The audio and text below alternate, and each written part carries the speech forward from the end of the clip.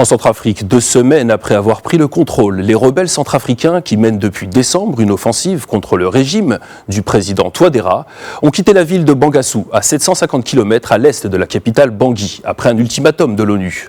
La ville est sous le contrôle total de la MINUSCA et les rebelles ont abandonné les positions qu'ils occupaient depuis le 3 janvier pour fuir la ville dans la nuit de vendredi à samedi, a déclaré samedi Vladimir Montero, le porte-parole de la MINUSCA, ajoutant que les forces de l'ONU restent en alerte pour prévenir toute action des groupes armés visant la population civile, l'autorité de l'État et les casques bleus ou le retour des rebelles dans la ville.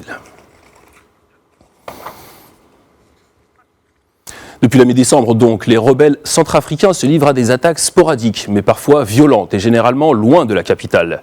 Mercredi, environ 200 membres des groupes armés ont tenté 2 incursions simultanées aux portes de Bangui. Des assauts repoussés à l'issue de combats qui ont fait une trentaine de morts parmi les rebelles. Thierry Vircoulon, directeur de l'Observatoire Afrique centrale à l'Institut français des relations internationales, nous éclaire sur cette double attaque. Écoutons-le.